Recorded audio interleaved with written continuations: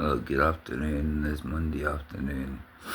This is just a quick one where I was just thinking about stuff to come on a video with and talk about, And a guy I become good friends with when I first went to Winson Green in 2015.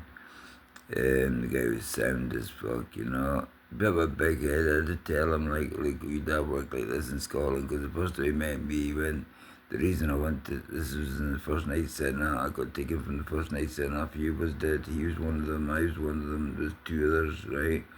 But I got put to the first night, the normal wing first, right? Then once you go there, you got lock the door behind you, shut the door behind you, right? Until you wait until you see who your partmate's going to be, right? So I'm thinking, hope it's not a fucking divvy, hope it's not a dickhead and that, you begin to tell, get the fuck. Once you're in that part, that's your part. You're in charge of that part, then you're the top dog of that part, basically, right? And it's spotless, right? And that's why I like keeping my cells not clean, spotless. Got to in prison because it's a hot and sweaty place, So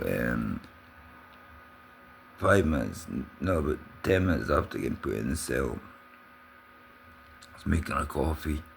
I was joking about a coffee all day and the fucking please quit cells and fucking that, And I was on a recall at the time, 28 days, Then I just went back and got another recall, So I got recalls, went to prison. At that time I was in with like some serious people, a guy, Lorenzo, I can speak about it because he's been sentenced, for a long time, and he shouldn't have been him, it should have been the bitch he was shagging at the time, excuse my language, it's not going to be for kids anyway, I'm going to not make it for kids because there's some serious graphic bits here, So anyway, I'm not going to mention I'll mention Lorenzo.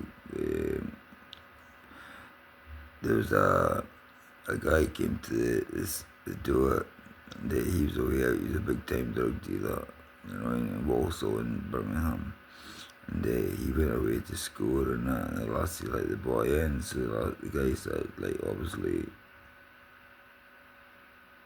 shagging that, basically, And as soon as Lorenzo came back, in between it, in the middle of it,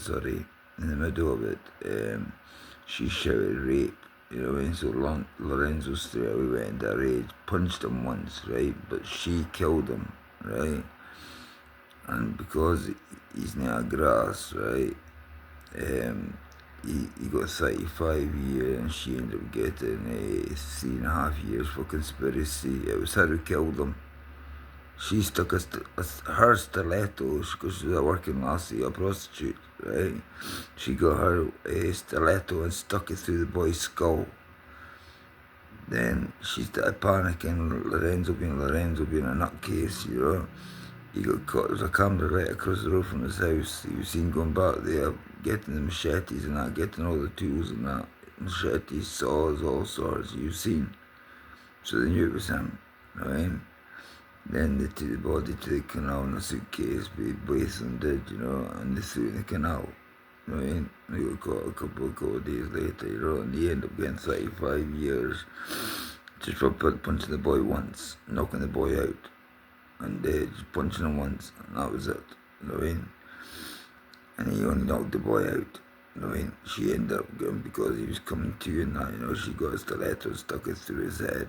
Yeah, I was in the cell with him. There was 15 of us in this holding cell, just until we get into the first night he said that, Then the boy, I'm not going to say his name because something bad happened to him once I got released, He came running up to me, but the reason I came into you because I noticed you're near grass. You stood back, you said nothing, you're the only one in the whole holding cell. Never spoke, you stood right at the back where I always do that. That's me observing. Find out who's alright, who's the watching, who could be a dodger, that's what I do. Well, that's why I wanted to come with you, and I said to the boss, let me have a job, He seems like a decent guy, I'm not well, right, this is the way thing goes. You empty smoke on, yeah, you want to smoke on weed, You know what I mean? Way in Birmingham, nah, I'm coming off of that, you know what I mean? Mamba, nah, dear fuck, you know what I mean? He took it 5 ounces of mamba and an ounce of weed. And he gave me seven grams of proper 7 grams of weed to myself, right? Because I didn't smoke mamba, and he sold it, right? So obviously he was sentenced, waiting, going down to the hall, right? And I got released, and I came back, and he was still there, right? Because before I got released, 2 days before I got released, the only joke, just high respect for you, you know. Once you leave, do you mind if my mate comes in people also? He shows a kit with me and that, you know. I mean, I ain't any worries, you know. Once I'm gone, you can do whatever you want. You don't take it whatever you want, I don't care. As long as you don't take it after you and get robbed, you know. What happened? No, I wasn't even out of jail a week. I mean, I even think I was in jail 3 days, you know. That same mate he has to share a cell with, you know, once I've left, you know. Got a couple other boys, came in and battered them, right, because he had 5.5 ounces of mamba and an ounce of weed, right. They battered them and raped them, right. When I came back, and 3 weeks later on another recall. I spoke to him, shouted his name, and I passed him literally a foot apart, right? And he was messed up in the head, lads and girls. He was messed up in the head. He didn't have a clue who I was. You know, you could see it in him. It was fucked. His hair was overgrown. Because when I met that laddie, he had a haircut once a week. He had a trim once a week. He kept it short. When I went in, he was like a dosser. He didn't know who I was, and he wasn't faking it. Then I said, hey, you did that to him, right? He didn't tell me, right? We did it to him, but I asked about there's people in Winson, right, you know? So I was going little bits of sales and an SS with people, right? And they told me who it was, right? The boy's supposed to have a name on the wing. I found out he never had a name on the wing. He did with people who wouldn't stand up to him. Right, and you try them off first, you know. If he thought he could walk all over you, then he would batter you and rob you. And is that right? Aye, okay.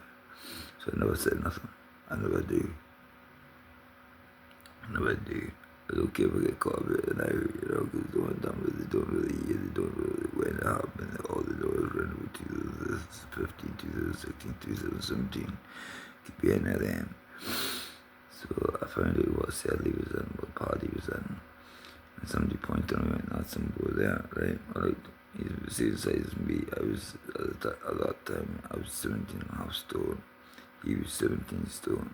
And I believed I heard he did boxing as well.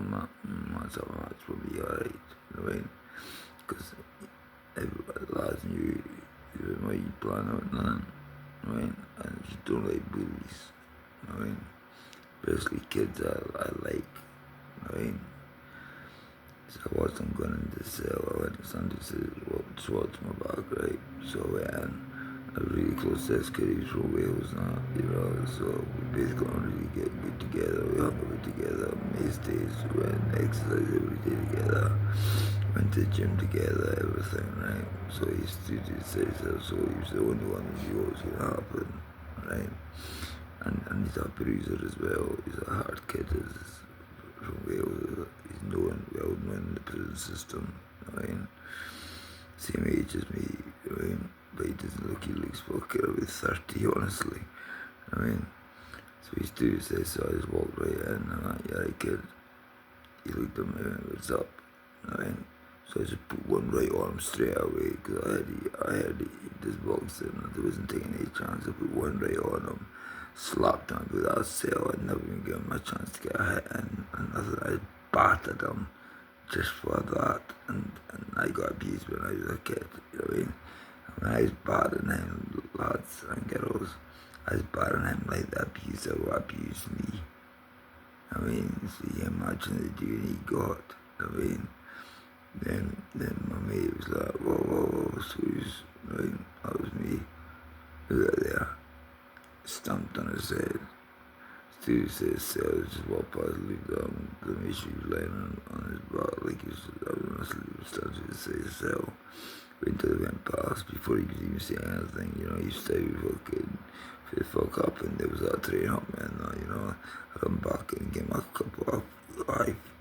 I mean, there was no weapons used in this one, this was just pure head and pure fists and my feet, but mainly my fists and my head, right?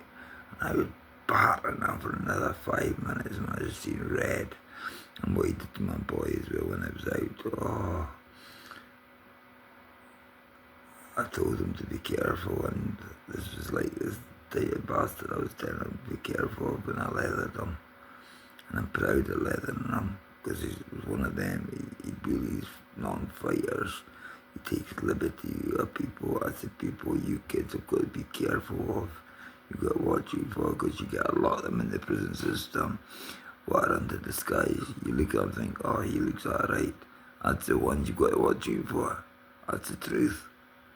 I'll shout this every single time I do a podcast until kids start communicating with me. James Stewart 828 Instagram. Get in touch with me there, guys. Thank you and God bless. And thank you for following me, and thumbs up and thumbs down. Thumbs up, I hope, and I'll try and get the comments involved. Thank you and God bless. And kids, stay out of jail. Stay out of trouble. If you don't want the time, don't do the crime. Thank you and God bless.